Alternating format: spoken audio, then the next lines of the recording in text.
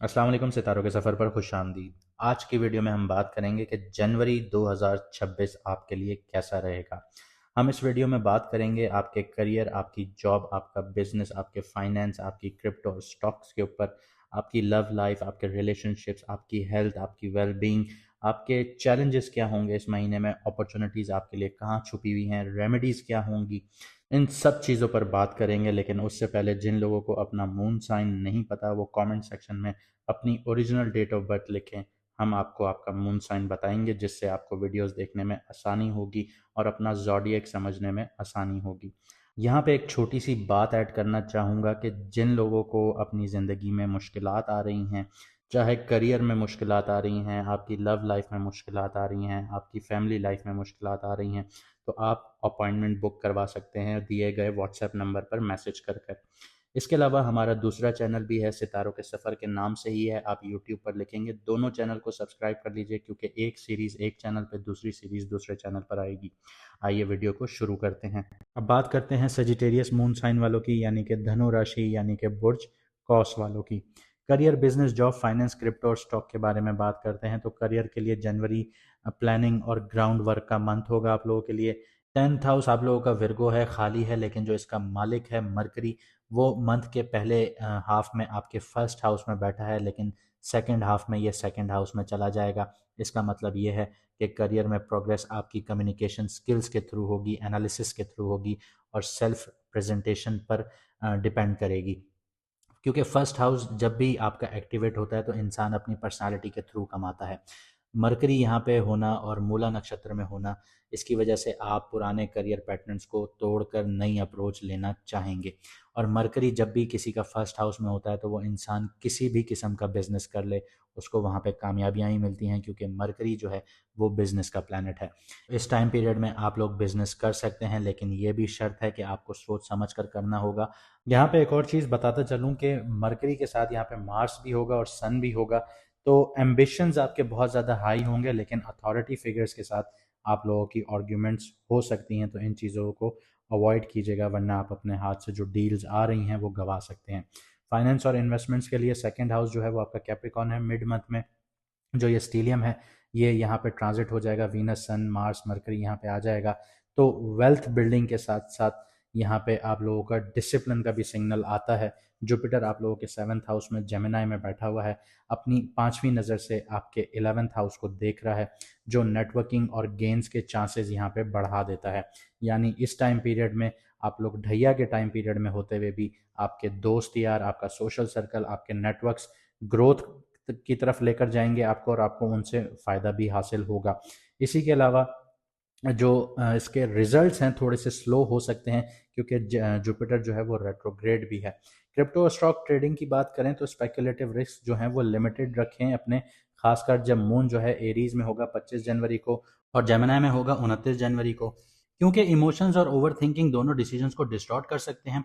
तो long term speculative investments पर या फिर स्ट्रक्चर्ड इन्वेस्टमेंट पर ज़्यादा स्टेबल आप लोग रहेंगे।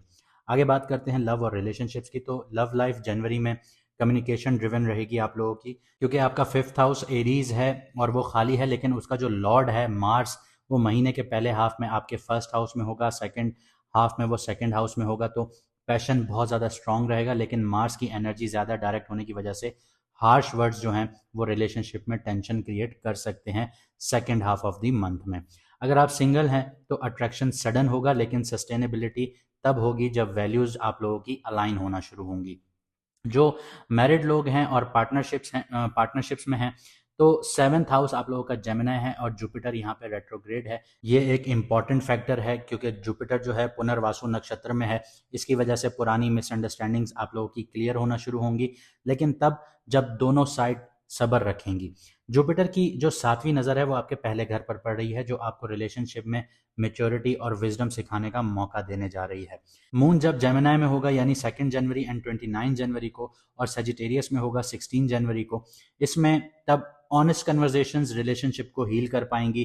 तो इन दिनों का इंतखाब कीजिएगा। आगे बढ़ते हैं, बात करते हैं हेल्थ और वेलबींग की।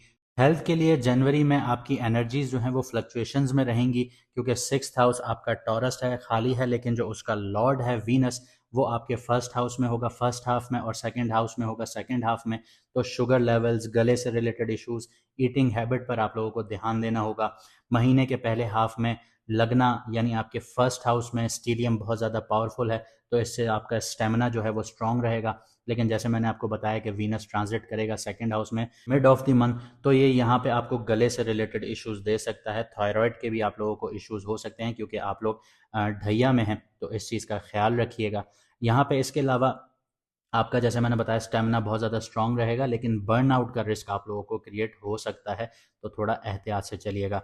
फोर्थ हाउस आपका पाइसेस है, और आप लोग ढैया के टाइम पीरियड में हैं, सैटर्न यहाँ पे हैं, तो इमोशनल बहुत ज़्यादा हैवी रहेंगे आपके, और स्लीप इश्यूज दे सकता है आपको, खासकर जब मून कैंसर में आएगा 4 जनवरी को, और पाइसेस में जाएगा 23 जनवरी को।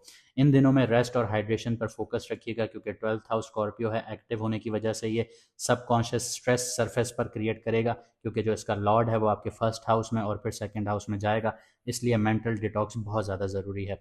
लाइट एक्सरसाइजेस कीजिए, रूटीन और स्क्रीन टाइम को कंट्रोल में रखिए, हेल्थ आप लोगों की स्टेबल होना शुरू हो जाएगी।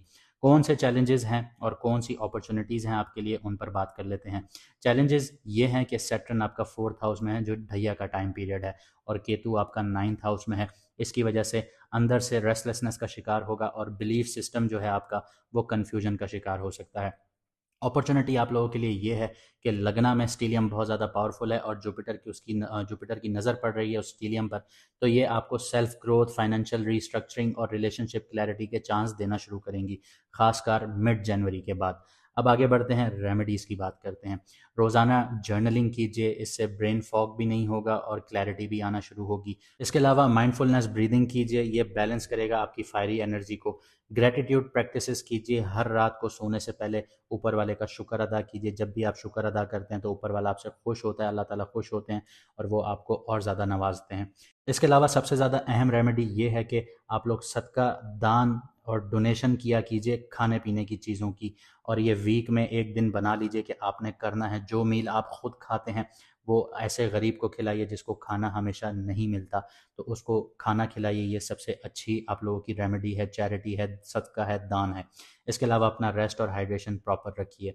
2026 जनवरी आपको ये सिखाएगा कि जब एक्शन और पेशेंस में बैलेंस लेकर आएंगे आप लोग, तभी आप लोगों की रियल प्रोग्रेस भी होती हुई नज़र आएगी। अपनी एनर्जी को डायरेक्शन दें, रिजल्ट फॉलो करना शुरू हो जाएंगे।